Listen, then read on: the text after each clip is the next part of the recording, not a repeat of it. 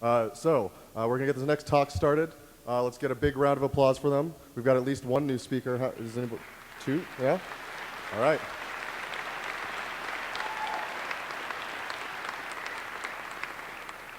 Hey everybody, 3 for the price of 1. My name is Gina Matthews, and I'm a computer science professor at Clarkson University in way upstate New York, Nosebleed, New York, as we like to affectionately call it, right across from Canada. Ronny Bull is both a PhD student with me at Clarkson and also a faculty member at Utica College. And Kaitlin Trumbull is a senior undergraduate who's been helping us run all these attacks that we're going to tell you about. In particular, we're going to talk about VLAN hopping and ARP poisoning and man-in-the-middle attacks in virtualized environments. And this is a bit of a follow-on from the presentation we did last year at DEF CON. So here's a little roadmap what we're going to do. We're going to talk about the context of the problem for layer 2 network security in virtualized environments, the problem in multi-tenant environments, especially in cloud services. We're going to talk about the test platforms that we used and all of the different virtual, the hypervisors and the virtual network devices that we tested. And we're going to talk about the specifics of the attacks. We've got some great videos and demos to show you, specifically of the VLAN hopping and ARP poisoning this time. We also have videos and many details of the MAC flooding and DHCP attacks that we talked about last year, if you want to look those up. And finally, some conclusions. So, the key question is, when you have virtual machines that are hosted in a multi-tenant environment, how safe are they? What can they do to each other over the network? They're essentially connected to a virtual version of a physical networking device. And the question we're trying to answer is, the layer 2 network attacks that typically work on physical devices, do those work on their virtual counterparts as well? And if so, what are the implications, especially in a multi-tenant environment? Cloud services that rely on these virtualized environments could be vulnerable, and that can include data centers hosting mission-critical or sensitive data. This is not the only class of attacks from co-located virtual machines. It's kind of an old story. You're vulnerable to those that are close to you, but in a public kind of multi-tenant environment, you're not quite sure who you land next to. And we've done some other work in the past of the types of things that virtual machines can do to each other, as have many other people. But in particular, today we're talking about the attacks over the network. So here's a pretty simple diagram of the setup we're worried about. We have a physical host here, and on it we are hosting a bunch of virtual machines. One of them that's a nasty, malicious one that's going to do things to the other victims. And you can see they're sharing a virtual switch or bridge, and that's passed through to a physical network interface. And to kind of jump ahead, the bottom line is that we do see in our research that virtualized network devices have the same ability to be exploited as physical devices. Sometimes we see more vulnerabilities in physical devices. Sometimes, in certain cases, we see less than a physical device, and we're going to show you that for the attacks we're talking about today. Another interesting thing we've seen is that some of these attacks have the ability to leave the virtualized environment and affect the physical networks that they're connected to as well. So that's another interesting bonus for you. What are some of the consequences if a malicious VM successfully launches a layer 2 network attack in a multi-tenant environment like this? What are some of the things that they could do? Well, they could capture all the network traffic coming from the victims that are co-located with them. They could redirect traffic. They could perform man-in-the-middle attacks, denial of service attacks. They could gain unauthorized access to restricted subnets, and they could affect performance, which is, I guess, a sub-example of denial of service. So here are some of the test scenarios and results that we're going to be talking about. We're going to give you a little update on MAC flooding, especially because we've changed over our testing platform completely since we spoke here last year. We're going to talk about VLAN hopping in quite a bit of detail, also ARP poisoning, and some man-in-the-middle attacks. Here is a lovely picture of the test environment that we were using last year. It was pretty much built from pieces and parts that we could salvage. Rest in peace, you've served us well. Thank you very much. Here are, for complete details, some of the hardware specs and the hypervisors and the virtual networking devices that we were testing when we spoke to you last year. All of those details are on the DEF CON 23 CD We have nice new shiny hardware. Thank you to college for that. And it allowed us to basically repeat all of the experiments we did before in just a much more controlled environment than our pieces and parts, and also extend the work. So here is some of the gory details of the test environment that we used this year. You can see a lot of different hypervisors, a lot of different virtual networking devices, and you can see some details here of the hardware specs. Again, all of the gory details are available for your reading enjoyment in the DEF CON docs. Okay, so to kick things off, and also just to provide a good transition between what we did last year and this year, I'm going to give you a little update on the MAC flooding stuff. First, here's a simple diagram of the scenario in which we're doing MAC flooding attacks. Again, we have two VMs attached to a virtual switch. We have a victim, the target VM, and we have an attacker that's patched through to a physical interface that connects to a physical switch and the internet beyond. And the target VM is just doing a set of regular pings, and we're going to see what happens to the performance of those pings when the attacker launches a MAC flooding attack. And here in this graph, which is something we showed you last year, you can see from like 0 to 65 or 70 or so what was happening when it wasn't under attack. So low latency pings, no trouble. You can clearly see when the attack gets launched, and you can see just after 240 when the attack stops. You can see clear impact on the network performance for the victim VM. And this was done on Gen 2 in the Xen bridged interface. And this gives you just a sense of, we're just doing a lot more systems and platforms this year. So this is the same test performed across not just that Gen 2 Xen bridged, but also Xen Open vSwitch, Citrix Xen server, Hyper-V standard switch, Hyper-V Nexus 1000V, the Proxmox bridged, VMware ESXi, and a control physical switch, a Cisco 2950. And so some of those, when the attack starts, aren't affected. It's a little difficult to read from this graph. Maybe it's a little easier to read here. Still not incredibly easy. We realized at the last minute there might have been a better way to do this one. But from this, if you look carefully, you can see that the Hyper-V standard, the Hyper-V Nexus, VMware ESXi were not vulnerable.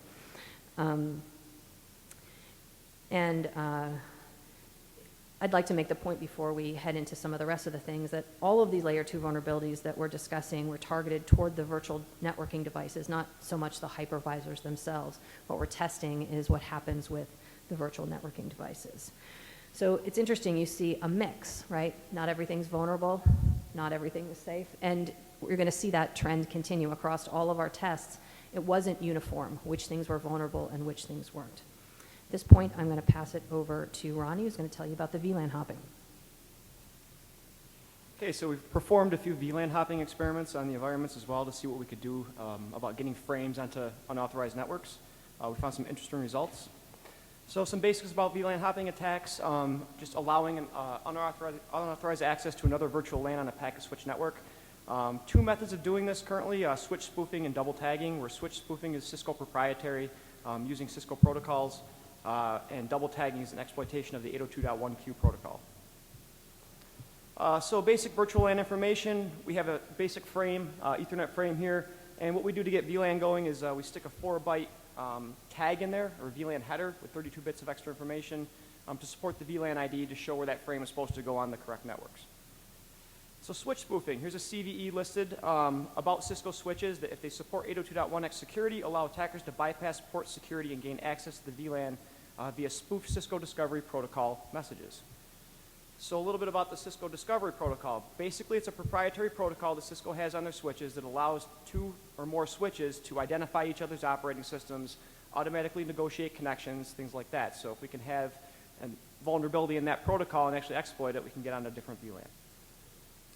A couple more CVEs and vulnerabilities for switch spoofing. Cisco Catalyst 2900 virtual LAN switches allow remote attackers to inject 802.1q frames into another VLAN just by forging the ID tag. And a quote directly from Cisco from one of their white papers about dynamic trunking protocol. Basically, if it's enabled, you can send a fake DTP packet out and switch that port from auto into a trunking mode. And we're going to see that is pretty effective across some of the environments. And it's important to note that on most Cisco switches out there, at least some of the earlier ones that are still in production today, DTP auto is the default setting. So you want to make sure you harden that. Okay, so again, this is just another Cisco proprietary layer 2 protocol, allowing you to do that automatic configuration of trunking connections between two switches. Pair this with CDP and you pretty much have an automatically configured network. So some of the consequences of this, basically the attacker can have a full trunk connection to the switch. They can make themselves into a trunk, spoof themselves as a switch, which allows them to have two-way communication on that VLAN. They place themselves directly on that VLAN, allowing them to eavesdrop on the traffic, send messages to and from systems on that VLAN. Okay, so here is switch spoofing demo. Basically, we did this in the ESXi environment. The setup is we have a virtual machine within the ESXi environment, and it's going out through the virtual switch or bridge. ESXi is more like a bridge than a virtual switch, the standard switch on it. We have that connected to a physical Cisco 2950 switch, and the port is set to DTP auto, just default configuration. And then you see there's another system on the other end that's connected via trunk link with a VLAN 20 and 1 support over that trunk link, going into another hypervisor environment there. So let's take a look at this, this demo here. And all these videos are on YouTube. The links are on the white paper on the DEF CON CD, so if you want to watch them later. Okay, so on the left-hand side, we can see the configuration for the Cisco 2950 switch. On the right-hand side, we see the ESXi network settings for the Kali virtual machine that's on that system. We're going to first take a look at the interface settings for the ESXi server. In this case, it's called Luminara. You can see it's connected. It's just set to VLAN 1. So it's just on the default VLAN of that switch. Nothing was changed besides the defaults. It's not set to a trunk port or anything. We're just going to verify the trunk status on that. And we can see that it's using 802.1q encapsulation. It's not trunking, and the mode is set to auto. So it's just default configuration. Nothing was changed. If we go over onto the virtual machine, we're going to take a look at the network interface here. We can see there's just the basic network adapter. It's on an isolated VLAN test environment we created. It's a separate network for that, which is over there on the switch on that port. So if we dig a little deeper into these details, we can take a look at that network, and we see down there on the bottom we set up that VLAN test network, and the Kali virtual machine is the only system on that network. And if we look at the properties of that, we can see that this connection has no VLAN ID set to it. So it's just on the default VLAN for the ESXi virtual switch. Now we're going to go over to the virtual machine itself, grab console access, and we're going to start the attack. In this case, we're going to just use the Yersinia program. So we're just going to type Yersinia -I to get into interactive mode. Got to bear with me a little bit.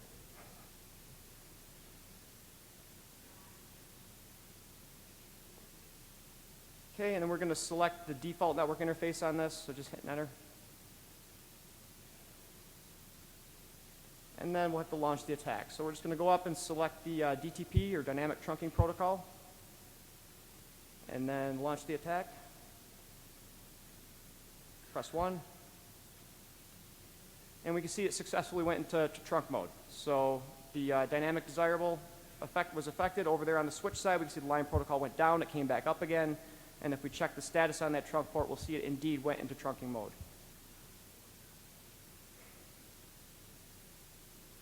You see it's now, instead of VLAN 1, it shows the trunk. If we take a look at the full status,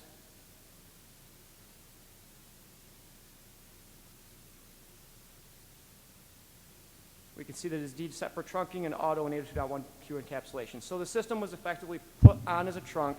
Now we can access any VLAN we want that's associated with that trunk. So in this case, any system that was on VLAN 20 or whatever. So that was the switch spoofing attack. You can see it was effective in the ESXi environment. And let's see. Okay, so results across the board here. We can see that the physical Kali 2.0 control system, we set up the physical switch. We tested it with a control to make sure it worked first that way before we proceeded into the virtualized environments. You can see it pretty much worked under every system that used bridged networking instead of a virtual switching networking. So if you're using an environment that has a bridged virtual switch, this is going to work. It worked in the open source Zen with Linux bridging. It worked in the VMware ESXi environment, as you saw, and it also worked in Proxmox, which also supports bridging as well. So any environment that used the virtual switch, it did not work because basically that DTP packet, when it was sent through, it was blocked for getting to the physical device. Okay, so mitigation. In the physical world, you just disable unused switch ports. Don't give access to people to actually get connected to those ports. Disable CDP and DTP, or use it on an as-need basis for those ports that you really need it set up on. Restrict the amount of trunk ports. You don't just want to have ports set up to be trunks if you don't need them. Although all the hypervisor environments, if you read their documentation, they specifically say that for best practices, set up a trunk port for connection to the virtual switch. So that way you can actually support VLANs into your physical environment and other virtual environments. So really just limit this access, but in the virtual world, it's really hard to do this. So if you're using bridged environments, realize that this could be affecting your network. Okay, let's talk about double tagging now. Here's the CVE for double tagging.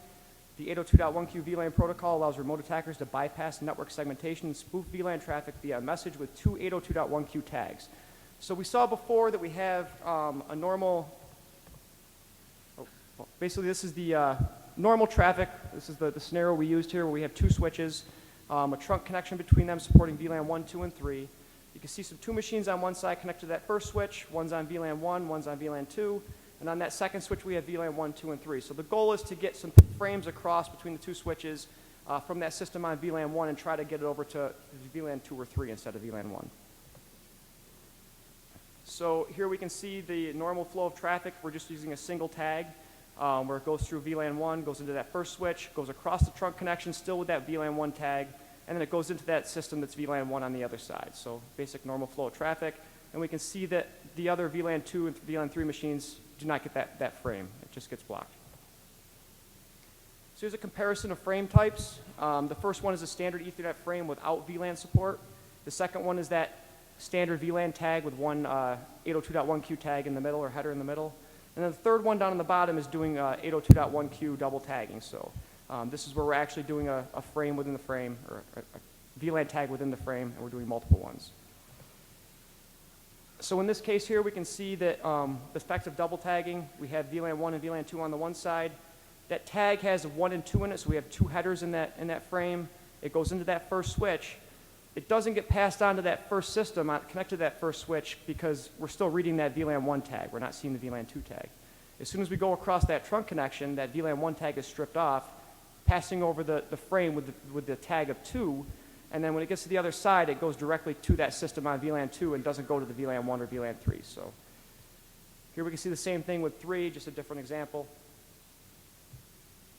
Okay, so the consequences. An attacker can send packets to any targeted VLAN as long as it's supported over that trunk connection, and as long as they have access to that native VLAN. The target on the access is isolated, and it's in a native VLAN broadcast domain. This is not a good attack for eavesdropping, because basically it's a one-way attack. So you're sending a frame to another VLAN, you're not getting anything back to you. So it's good for DOS attacks, it's good for maybe a one-way covert channel to another system on another network, but that's about it. Okay, so we have 3 different scenarios we ran with this. The first one was a control scenario where we had the 2 physical switches, this was known to work in. We had a physical attacking system connected on the native VLAN. It went through that first trunk link to the second switch, and we were able to access the VM on the other side on VLAN 20 for this. Due to sake of time, I'm not going to show this video right now. It does work here. You guys are more than welcome to go click the link. But we have 2 more videos I'd like to show that are a little more effective than this one. Okay, so the second scenario we did was 2 virtual switches. So we took out that second 2950, and instead we're going from one virtualized environment through the physical switch into another virtualized environment.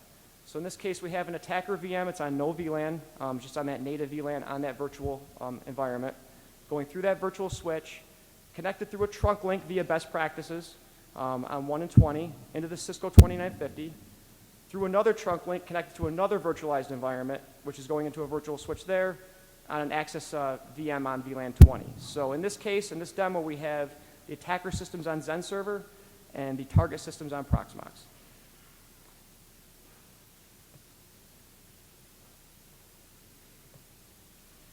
Okay, so again, on the left-hand side, we can see the switch configuration for the 2950 that's in the middle of these two systems. Port 31 is the Citrix Zen server. Port 29 is the Proxmox system, Yes, I do like Star Wars. The middle system is Zen server, and the far right system is the Kali system on Proxmox. So the Proxmox system is our target. The middle system is our Zen server attacker. What we're going to do is take a look at those interfaces just to check out the settings. So port 31 is our attacking system. Set for trunking. Notice the mode is on. I didn't do auto because I actually specifically set this to trunking mode for best practices. And we can see the 802.1q encapsulation.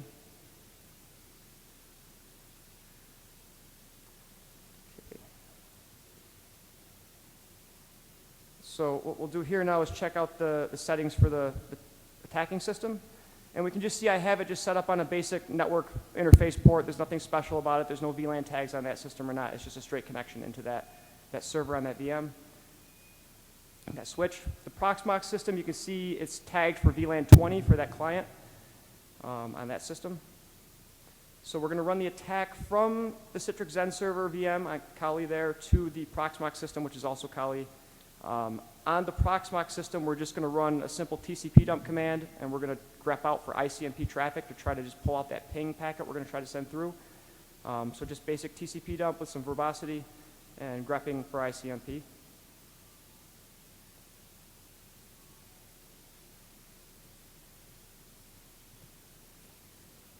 And then over on the Zen server system, we're going to set up your Cynia to launch the double tagging attack.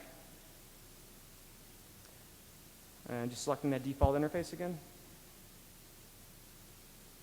This time we're going to select 802.1q protocol.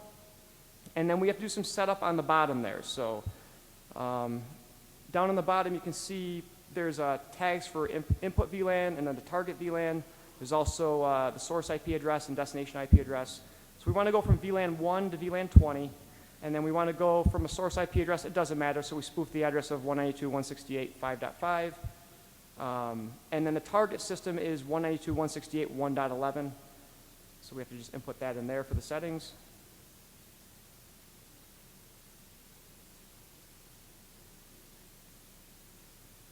And we're set up there. So we can see up on top we're using ARP, 192.168.1.11. So we see the ARP protocol there. It actually went through. We're going to launch the attack. Sending out that ICMP protocol, or ICMP frame.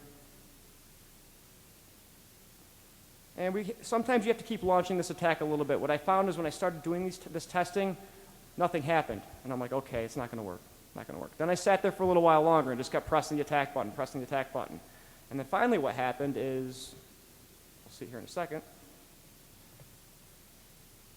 Took a little bit of time. So if you're doing this at home, boom, we see all the traffic. So there was a little bit of latency going from one virtual environment through the physical switch into another environment, but we could see that the frame was actually successfully forwarded from VLAN 1 through a virtual switch, through a physical switch, through another virtual switch to VLAN 20 on the other side. So you can see that the spoofed address of 192.168.5.5 going to the Kali 1 host name, which obviously etc host file on that Kali system is resolving the local IP address of the host name on that system. So this was successful. We were actually able to do the double tagging attack through a virtual switch, through a physical switch into another virtual switch.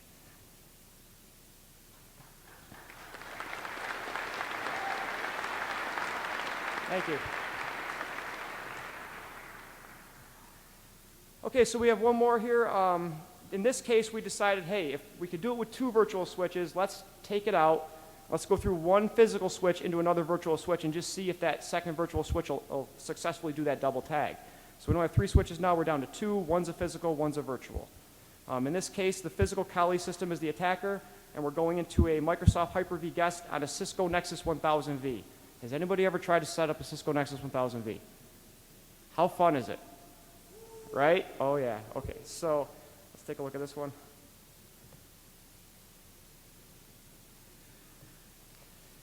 Same pretty much setup. We have on the left-hand side the physical 2950, and there's a port 1 which is connected to that physical Kali system which is in the middle. We can see it's just on VLAN 1. No trunking going on there. So this has a trunk connection between the physical switch to the Cisco Nexus 1000V on the Hyper-V environment.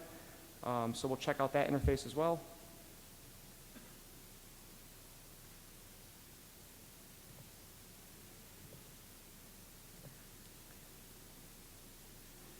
And we can see it's set for a trunk as per best practices.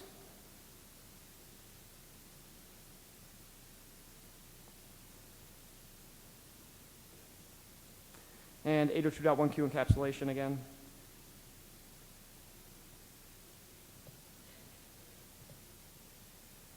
We have VLANs 1, 2, and 10 supported on here, and 20. Now we'll go over and check the configuration for the Nexus 1000V, which supports the same Cisco commands pretty much for identifying trunk connections. So here you can see we have Ethernet 3.1 is the trunk connection connected to the Cisco 2950, and we have VETH1, which is that Kali system connected on VLAN 10 in this case, and that's connected to that Cisco Nexus 1000V. So in the middle here, we have our attacking system, which is a physical system, and then on the far right, we have our Hyper-V VM. And again, we're just going to run TCP dump, a little bit of verbosity and grep for ICMP traffic.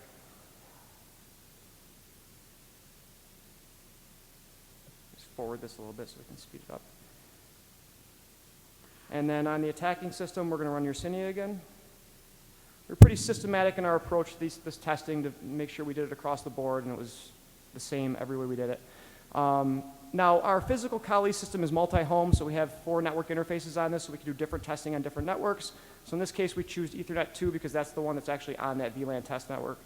So we just went in there and changed the configuration of that interface. And then we're going to go up and choose the 802.1q protocol again.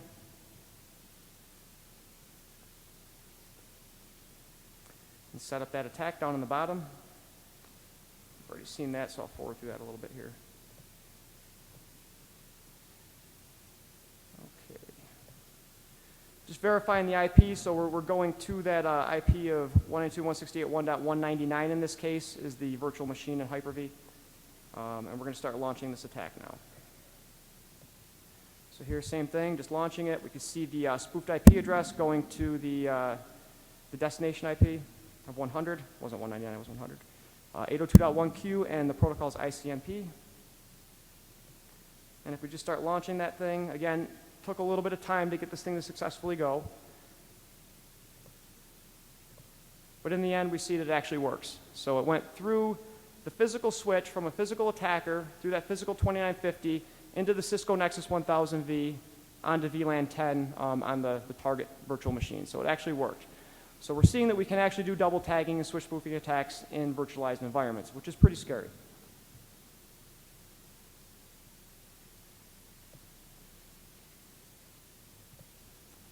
Okay.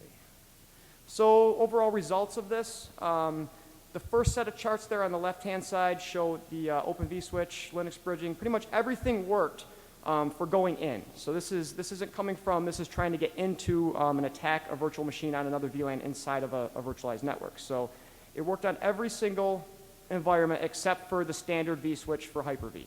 We find this is because when you're launching Yersinia, you're actually spoofing MAC addresses on the attacker side. And what we saw last year when we were discussing our MAC flooding attacks, those also didn't work in the standard vSwitch for Hyper-V because the standard vSwitch has some protection for MAC spoofing against it in the server 2008, 2010 environments. So that's the only thing that protected against this attack was that MAC spoofing safety mechanism. So if that wasn't there, or if you could do this attack without spoofing MAC addresses, you could probably get away with it in that environment. Over on the other chart, we see what was successful, what could we launch the attack from? Which environments could we actually send something out from? And in this case, we saw it worked in the bridging environments. So anything that was a bridge, except for ESXi in this case, worked. We also saw it work in Zen server with Open vSwitch and just a standard Zen environment with Open vSwitch. So pretty much all the open source software was affected by this attack. Mitigation techniques, standard ones for physical devices is limit your access to VLAN 1 or just eliminate VLAN 1 altogether. Maybe label it something different so it's not easily identified. Restrict access to switches by MAC address, which can be spoofed, so that's a little bit difficult. It's kind of a double-edged sword there. But the heart of this attack is having access to that native VLAN, as we saw, and even the native VLANs within the virtual switches themselves, which may not be identified. So you really need to look at hardening these switches if you're going to be using these in production environments. Okay, so we're going to pass on to Kaitlin now for ARP spoofing.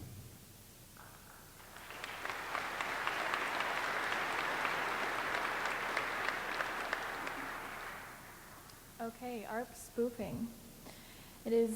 ARP is an address resolution protocol. It's a layer 2 network protocol that maps the physical MAC address to the logical IP address.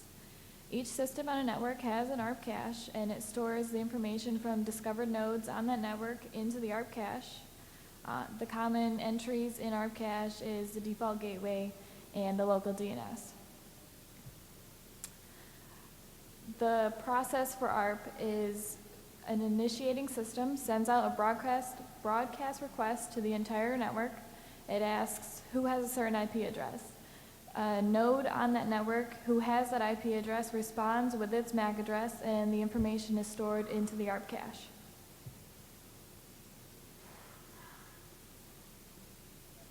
I don't know.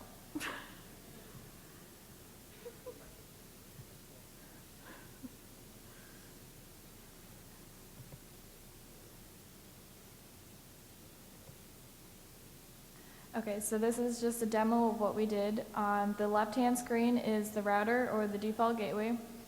In the center is the target machine, and on the right is the attacking machine. On each of them, we have the ARP cache displayed, and you can see the IP address of the attacker and the target over on the default gateway, and you can see the MAC address displayed with it, showing each separate entry. And then over on the attacking machine, we're going to run our ARP poison script, which is just a basic Python script, and that's going to run. It's going to go through and poison the ARPs. So we're going to go over onto the target and the default gateway and check our ARP cache, and you can see as it comes up and displays with the two IP addresses that the MAC addresses are now the same. So on the default gateway, both the target and IP address are showing that the MAC address is now the same, so that was spoofed into tricking the MAC address.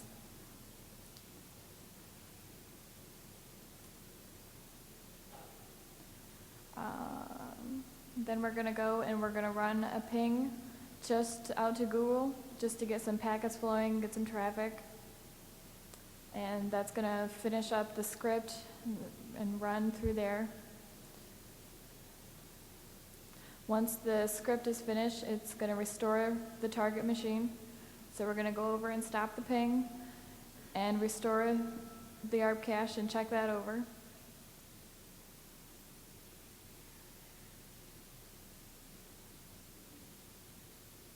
And then you can see on the target and on the default gateway that the ARP cache is now displaying as it was in the beginning.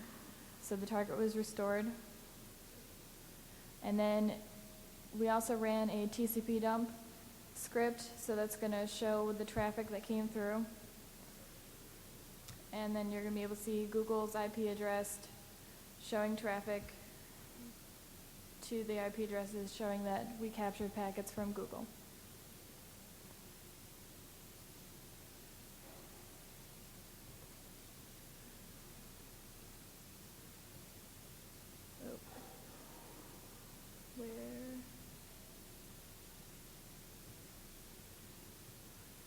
Okay, and then for the results, you can see it worked on all of the platforms.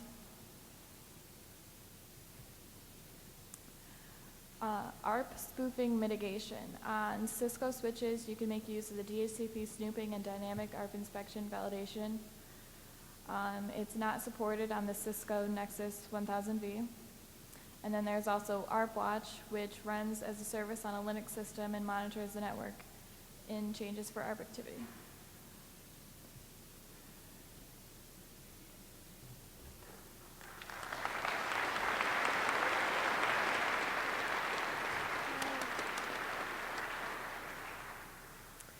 Okay, so to kind of wrap this up and put it into some context, we can see that the results do show that virtual networking devices can pose the same, sometimes even greater risks than their physical counterparts. So that's an important thing for all the users of multi-tenant environments to understand. Which systems were vulnerable varied pretty widely across the tests. There was no one best system, and there were some tests like that everything was vulnerable to. That lack of sophisticated layer 2 security controls, similar to what is available on enterprise-grade physical switches, greatly increases the difficulty in securing virtual switches against attacks like these. So what is the bottom line impact then to someone running in a multi-tenant environment? A single malicious virtual machine has the potential to sniff all the traffic passing over a virtual switch, can pass through the virtual switch and potentially affect the physically connected devices as well, allowing traffic from other parts of the network to be sniffed as well. So that's a very significant threat to confidentiality, integrity, and availability of data that's passing over a network in a virtualized multi-tenant environment. And there's a lot of very mission-critical stuff being housed in virtualized multi-tenant environments these days, as we know. So what can users of these systems do? Well, educated users can question their hosting providers. Which virtual switch implementations are being used? Which attacks are they vulnerable to? Are they doing any additional mitigation strategies against attacks like these? They can also audit the risk of the workloads they're choosing to run in the cloud with this with this understanding in mind. They could consider extra security measures on their own or request additional security measures from their hosting provider, things like increased use of encryption, additional service monitoring, more detection of traffic, attack traffic that could be present, alerting. There's a lot of things that could be done. What are some of the next steps for us? So this is, last year was our first time at DEF CON, so this is our second time. We're a pretty small team. We made improvements this year. We did more attacks than we did before on more regular hardware, and we're really happy with that, but there's a lot more we'd like to do. We'd really love to set up kind of an institute for apples-to-apples testing of virtualized environments. We have kind of a long history of this. We've also done what kind of malicious things can a virtual machine that's co-located do if it hammers the disk, or it hammers the CPU, or it allocates a ton of memory, or all sorts of malicious things. We've done apples-to-apples testing of different kinds of virtual machine migration technologies, and what's going in the clear and what's not, and how long it takes, and when it gets stuck. And we think there's a real place for that kind of apples-to-apples independent testing of those things. If you're in a situation of wanting to deploy some of these technologies, both proprietary and open source, it's really hard for you to bring all of them in-house and run through all of these kind of tests. So we've seen a lot of great feedback about, oh, thank you for doing all of these tests and pointing out where the problems are. We've also seen vendors fixing things. We'd love to see, industrial partners to participate in an institute of this kind, whether it's places that have technologies they'd like tested and would like to see our results and have a chance to say, okay, yes, this is the results in the default environment, but if you turned on this thing, then the results would be completely different. We would love to partner with people like that. We'd also love to partner with people who are using these technologies in production environments and would be interested in these results. We have leads. We would really just like to do more testing in production environments because we're basically using best practices out of the box, proprietary and open source technologies. Over time, we've seen some of the work that we've done result in vulnerabilities that are then patched, so we're really proud of that. But we understand that in production environments, many times there's additional secret sauce or additional monitoring or additional conditions that are put in place. We actually got some great leads last year after our talk that we still need to follow up on. But this is us. This is a we're a pretty small team. And the biggest bottleneck we have is the need for more great students like Kaitlin to be funded to do this kind of testing. So if anyone would like to help us sponsor a few students, we promise it's good educational value. So this is emails for Ronny and I. Also, all the details. If some of the typing in the demos you didn't quite get, you can slow them down, zoom in on them. The videos, they're all there, all the great details. And all of the publications, presentations, demos are all at Ronny's website. Also like to give a shout out to Nick Moranti, who helped us get our AV going after some last minute troubles. And I guess now we'll take some questions.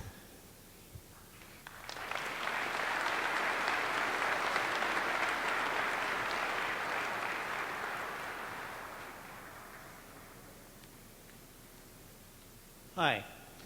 So I see you did a bunch of testing on the hypervisors and the virtual switches that come with the hypervisors. Did you try this with anything like Open Daylight or VMware NSX, these kind of SDN solutions that sit on top of the hypervisor? Not yet, but we'd love to. Yeah, I did start looking at some SDN stuff, but we've seen that there's a lot of vulnerabilities in the controllers out there, like where you can actually take control of the controllers. So by implementing SDN, we're looking at implementing more security flaws into these environments when we're trying to reduce that footprint. I looked at, with the DHCP stuff we did last year, we presented on that. I found a Python script just by using simple Python and Scapy. You can write a simple script you just daemonize that will find, rogue DHCP servers on the network and fix that. So I think by using smaller scripted daemons that we could actually deploy without putting more complexity in these networks would be a better solution than trying to throw the monster of SDN on top. But I mean, many people are using SDN, so it is a good place for us to start exploring. But that's a whole other research track. Right on. Thank you. Yeah. Great talk. I can see you tested against Zen. You tried against Amazon, inside the Amazon environment. No, we haven't tested within Amazon. I think that is not in their terms of service, but we did have some leads within Amazon, which we'd love to follow up on. I'm not sure. Yeah, we haven't done that yet. We'd love to. So have you done any CAM table overflow attacks against the virtual switches as well? That was last year's talk. So if you look on the DEF CON okay. media server, it's all there, demos and everything. Perfect. Thank you very much. So along with, you were talking about the 2950 physical switch. So that's running, I'm assuming, like iOS 12.04 or something like that. Were you able to sort of do that attack on like a newer version of the iOS, like a 15 dot something? Yeah, let's go back up to the... Thank you. No, I don't want to go to the details here. I want to go to that picture. I'm not exactly sure what the model of that switch is, but if you look up here on the top of the rack, if I can get there again. On the back, there's two switches up top there. Those are brand new Cisco's. I accidentally tested it against those, and it did work. So I don't recall which environments, but yeah, it did. I was able to switch spoof onto those as well. The double tagging didn't work because it's not using the 802.1q encapsulation. Okay. So if a switch doesn't support that, your double tagging is not going to work. There's other encapsulation types for trunking that are supported now on the newer devices. Awesome. Thank you. Yep. Hello, I'm from Brazil. First of all, thanks for the great presentation. It was wonderful. Have you got the first part? I'm from Brazil, and first of all, thanks for the presentation. It was great. I have worked with a lot of companies in Brazil, a lot of environments, from small to large, and I have never seen any one of them with ARP spoofing preventions implemented. None of them. And sometimes large environments with load balancers, and to offload the applications, they are encrypted from the client until the load balancer, and from the load balancer to the backend. They usually take off the encryption and critical information going on. And based on your experience, have you seen, you talked about this, have you seen, what kind of solution have you seen, if you have, implemented in the environments that you have tested or worked with? Let's go to the ARP slide here quick. So yeah, if you guys look at the slides online, we actually have images that didn't show up here because of this, but there's some good stuff in there for the ARP. So basically, you're looking at ARP Watch, because the Cisco's have this this dynamic ARP inspection and DHCP snooping that allow you to look for rogue DHCP servers and different ARP problems going on there. But ARP Watch is a Linux utility you could daemonize, run a server on your network, and actually look for malicious ARP activity on that network. It's about the only thing we've really looked at and experimented with right now, but it does work pretty well. Okay, but I'm not pretty sure if it was clear. What of these kind of mitigations have you seen actually implemented in the companies? Oh, in the real world. And that's where we'd really like to do a lot more. We really haven't done much work in production environments. We are okay. just looking at vanilla out-of-the-box stuff according to best practices and then looking at what the mitigations could be. We don't have a lot of visibility into how often people are doing these mitigations in production environments. For us, it's interesting to hear you say that you've seen lots of environments and nobody's doing that. So we'd love your email, and we'd love to follow up. That would be really helpful for us. Okay. I see we have a line of more questions, and we got the kind of Oh. yank sign from the goons. We'd be very happy to talk more with folks. I'm not sure where the right place to go and meet people is. I guess if you come up here, you can go where we go, and we can follow up. Yes? Okay, thank you so much. Okay. Thanks, everybody.